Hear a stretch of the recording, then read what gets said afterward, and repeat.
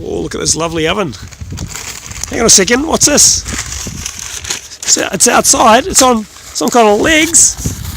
What's this guy doing? It's this crazy fire underneath it. You're lighting a fire underneath an oven? I am, yeah. A smeg? It's a smegging oven.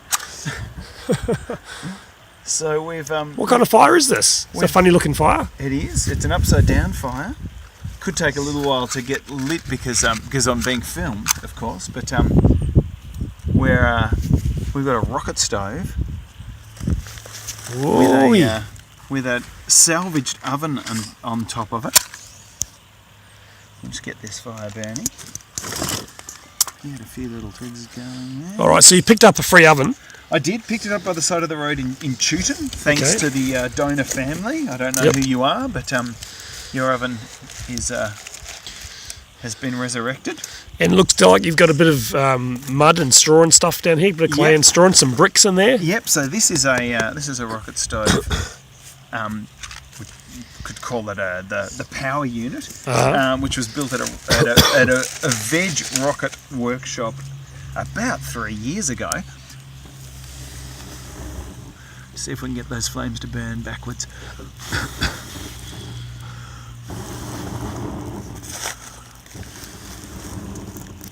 There they go. Oh, commence rocket combustion. Look at that. Look at that. You put the camera right in the hole. Woohoo! The flames are getting sucked away. It's safe. The camera's not melting. My God, it's amazing. Whoa, it's taking off. Here, can you hear the rocket roar? 2468. Yeah. Or maybe 1098 765 4321. Take off. Now let's see what's happening at the other end here. So there's a chimney at the back. So is there any smoke coming out of there, Dan? There's no smoke, but smoke already. I can tell you there's a lot of heat. Already. It's a smokeless situation. Oh, yep, good amount of heat coming out. But a lot more heat is going to be... Oh, man. See, I can't get any closer than that. That's a good let's have a look in here. I'll show you what's going on there. Okay, let's have a look here. So we've got our fire in there. And it's going down here, and it's coming up this tube here. This is an insulated tube, so it's got a 150mm flue in the middle and 2 layers of insulation. And then it's coming right up inside this stove here. So you can see the sparks and the black coming up there. It hits this plate there, and it's forced to go up into this oven, and it can get out the back, but it has to get past a baffle that I've put in right at the back there. So it has to go round the sides. It's probably a bit hard to see. It's got to go around the sides or over the top before it can escape out the back here. And this comes out the bottom and the back of the oven, and that's our waste heat. So we try not to lose too much heat out the back because we want most of it to go into this oven here. And this is an old unit that's we found by the side of the road. I've pulled it apart and re-insulated it. I've cut a hole in the bottom to let the heat come up from the rocket, and then a hole in the back to let the flue gases escape out the back. And we've created the baffle to create a pathway to slow the heat down so that we get as much of it caught up here in the top as we possibly can. The door needs a little bit of adjustment, but hey, it'll do quite well. So we've already got things cooking in there. Just stuff. Whoa. So we've already got a lovely hot oven. So what I'm going to do is grab a thermometer and we'll see how hot it's getting. Oh, great. I thought you were going to say what we're going to do is go and start rolling some pizza bases. Isn't that fantastic? It's rocketing beautifully. And the beautiful thing about this setup is that it's self-feeding as far as once you put a twig in there, as it burns, it drops in further.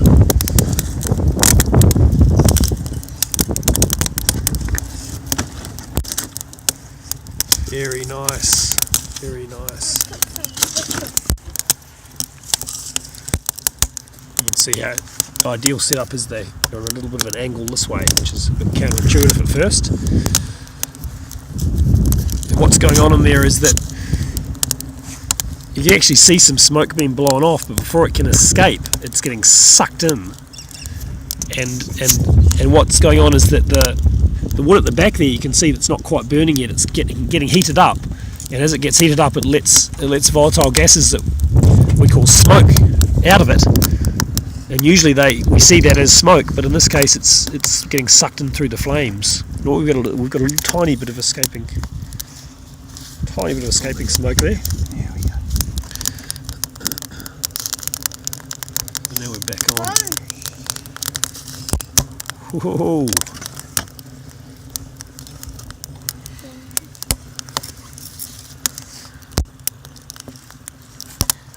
So we have to see how long it takes to get Yeah, I guess I'll keep up to heat. But this is a pretty big fire for a pretty small oven space that's pretty well insulated. So I'm expecting that actually this will get up to heat pretty quickly. It'll cook our pizzas pretty swiftly. I'll keep this running so we can see how long it takes. Okay. So about 60 degrees there now. I've only just put the thermometer in, so. Yep. And I've got a little clip here because the door wasn't shutting brilliantly. Well, that's great. Does the trick. That's really. Oh, did you put the blackberry in? Did you smell that when I lit it? No. Because I've been drying out blackberry and using it for smoking fish, and it's got the most beautiful smell. Yeah. So blackberry smoked trout is my favourite at the moment. Wow. Yeah. All right.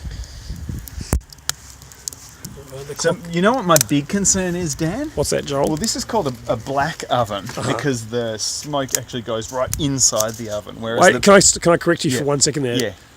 The smoke or the lack of smoke? Oh, the lack of smoke. The hot gases. You're right. The hot gases go into the oven. Okay. So if there's ash particles or sparks and stuff like that, they'll actually go right in there. So if you are baking something very delicate, it might impart a little bit of a fire smell to it. So that's why we call it a black oven. But this is so shiny, it feels a bit funny calling it a black oven. It does, It's a pretty shiny unit, isn't it? Yeah, it sure Even though is. it's, and it's got mirrored glass on it, which makes it all the more shiny. Woohoo! So we're over 100. There. Over 100, okay. Yeah. And Over we'll be able to find out what it was. But I think you were lighting it not too long 6 ago. or 7 minutes ago. Yep.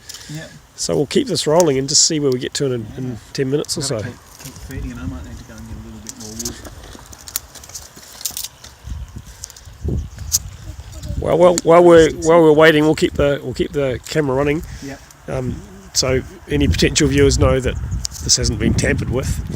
We'll go and look at some other rocket paraphernalia that is living at Joel's place. So this is a barrel oven, similar deal, apart from this one is made out of using recycled barrels or drums.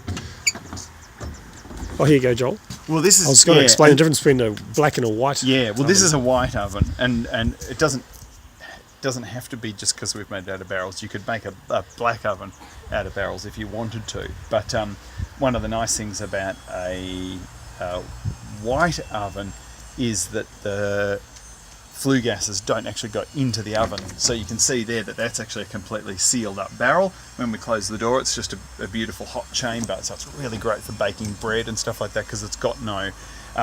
any moisture that comes out of the food stays in that chamber. And with this one, there's two layers to it. So there's that inner barrel, and then there's the pathway where the heat goes, which goes around the outside, and then there's another layer, which is the insulation layer around it. Yep. Yeah. So, and with this one, it actually vents just right under there. So it doesn't even have a flue that comes up and out, and that's one of the marvels of rocket stoves is that you can actually do that. So it would probably draw a little bit better if we had a flue coming up the side here, like we do on that one. But you use this regularly for home cooking, and so we bake bread, do pizzas, roast veggies, does lots of different things. And it's been a bit of an experimental unit for me, so I've stuck lots of different kinds of rocket apparatus under the bottom I can of see it. here you've got a precast. Yeah, so this is one of my new ones. It's a 125mm cast unit. So the fire bricks, the refractories of it are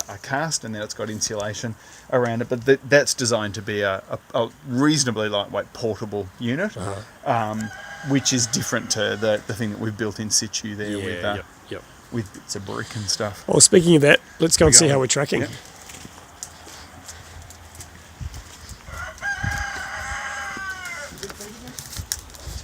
Oh, nice work.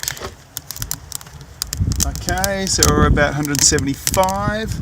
Probably start throwing some pizzas in there pretty soon, I reckon. Yeah. So we're at cooking temperatures. Yep. But of course, it's not going to stop at 175. No, it'll keep going. So if we want it to cool down a bit, actually we'll start to put bigger bits of wood in it. Okay. Rather than keep feeding it little things. So the little things are great because they burn quickly and they get the heat really Get it quickly. up to temperature. Yep. Yep. But that's like, that's as good as, if not better than, a standard electric oven. Let's say. If you turned on the electric elements, I doubt that you would get something up to cooking temperature that quick.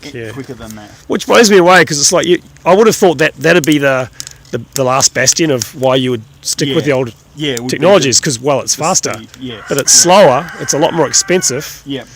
And we've just done it with waste twigs, and almost all of the wood that we get here either comes out of my workshop, it's offcuts from the wood, or it's from wattles that we grow on site, and they grow up, they die as orchard trees, and then we break them up and they become our wood source, and we don't need a chainsaw to manage that, we just need a bow saw. So it's really lightweight, simple harvesting techniques that give us, a beautiful heat.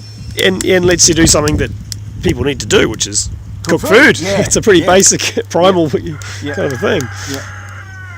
All right, should we see how we're tracking? 200, over 200. So over 200. Over 200 degrees Celsius. Oh, you see that without getting. Oh man, I can feel the heat coming out of that. So that's up and partying. So we might need to cook this really hot for a while because it's a roadside oven. I'm going to give it the good, good cookout. Cook all the rodents out or whatever. Give it a really good. They've got a term for that in the oven marketing world. I can't remember what it is. Okay. Where they do a really hot cycle to clean it. Sterilise it. Well, I think we've made our point here, so I might stop this and maybe we'll get a clip in a little bit later just to see what it's up to in another 5 or 10. Beautiful. Good stuff.